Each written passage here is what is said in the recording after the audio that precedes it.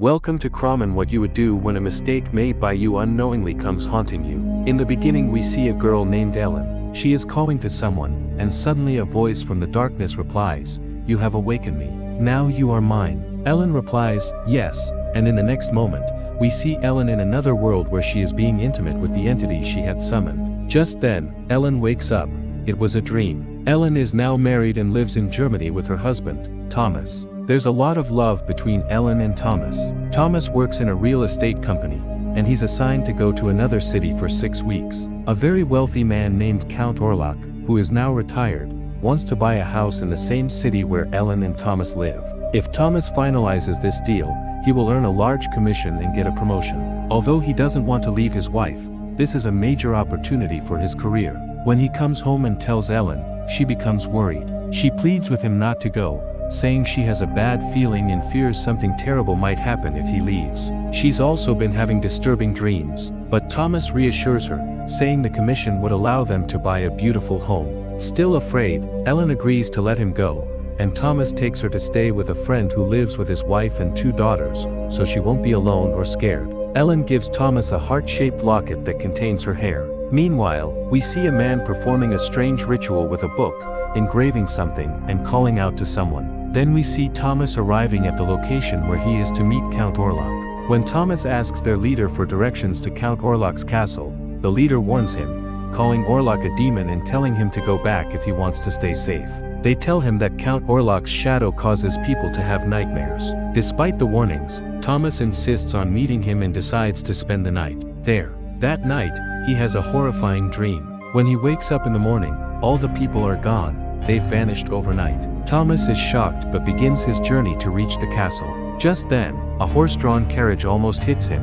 It's sent by Count Orlok. Thomas gets in and is taken to the castle. Although he's now unwell, he's determined to meet the Count. When he arrives, he sees Count Orlok standing in the shadows, looking terrifying. Orlok scolds him for being late and demands he call him "my lord" from now on. Thomas is terrified. Orlok invites him to dinner. While slicing bread, Thomas accidentally cuts his hand. Orlok offers to dress the wound. Thomas is so frightened that he faints. When he regains consciousness, no one is around. He starts searching for Orlok and enters a room where he sees a strange reflection in the mirror. The entire castle is eerily dark. Orlok then returns with some documents written in a foreign language. He tells Thomas that he's purchasing a new house through his agency and asks him to sign the papers. Though hesitant, Thomas signs out of fear. Orlok notices his locket and asks to see it. When Thomas gives it to him, Orlok keeps it and doesn't return it, but he does give Thomas some gold coins as commission. Thomas now wants to go home and asks for his locket back, but suddenly, he wakes up again. Maybe this, too, was a dream. He notices bite marks on his chest and panics. He tries to leave but finds the gate locked. He then finds a way into the cellar, where he discovers a coffin. Inside it lies Count Orlok's dead body, clearly preserved for years. Thomas picks up a tool to attack the corpse, but just as he's about to strike, Orlok's eyes open. Thomas runs in fear. Count Orlok is now fully awake. He holds Ellen's locket and chants in Latin. As he speaks, Ellen begins reacting, as if falling under a spell. Orlok now captures Thomas and starts drinking his blood. Somehow, Thomas manages to escape and collapses near a riverbank.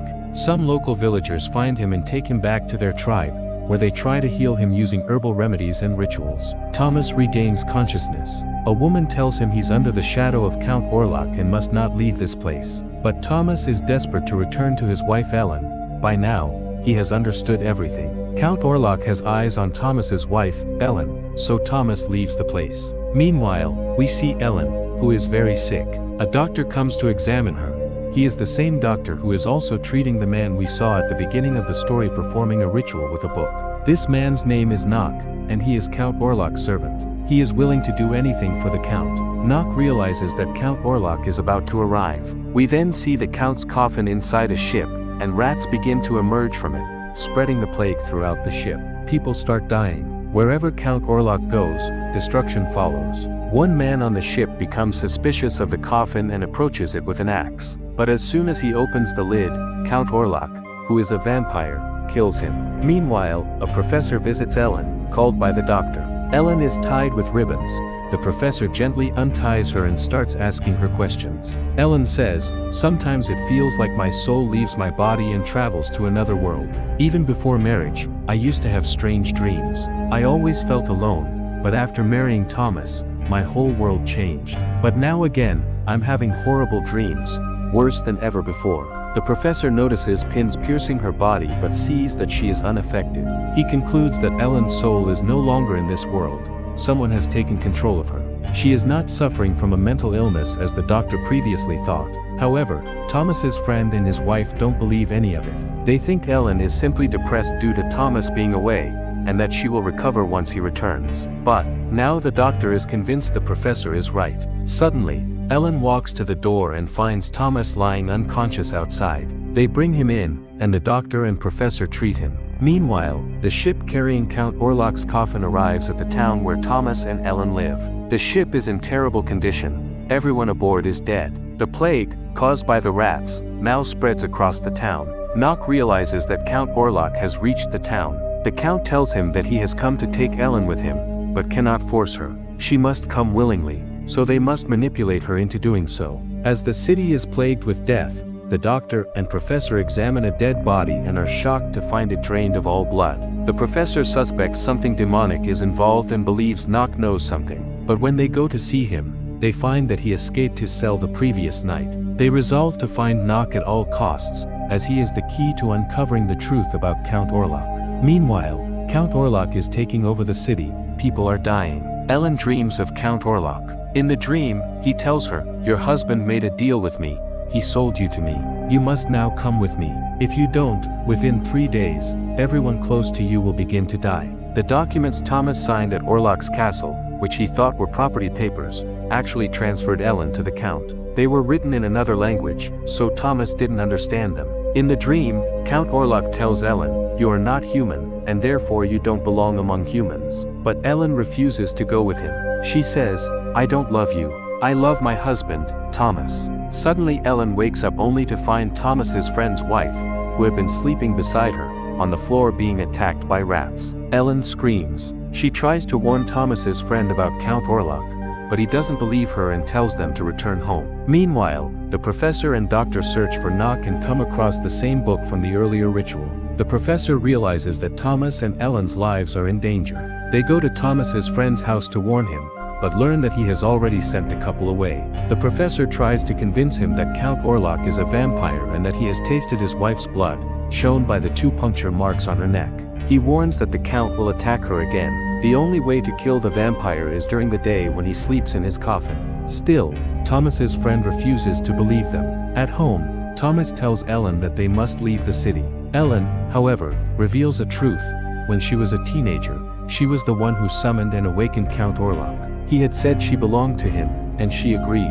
Before her marriage, Ellen had psychic abilities and would spiritually and physically connect with other entities. She had made a similar pact with Orlok. But after marrying Thomas, she forgot everything and truly fell in love with him. Now she wants to stay with him forever. Count Orlok, however, has come to claim what she promised. Her eyes begin to roll back, but Thomas stays with her, comforting her, and at this moment they get intimate with each other. The professor arrives and says the only way to kill the Count is with Thomas's help. Meanwhile, Count Orlok kills Thomas's friend's wife and children, driving the man into deep grief. He eventually takes his own life.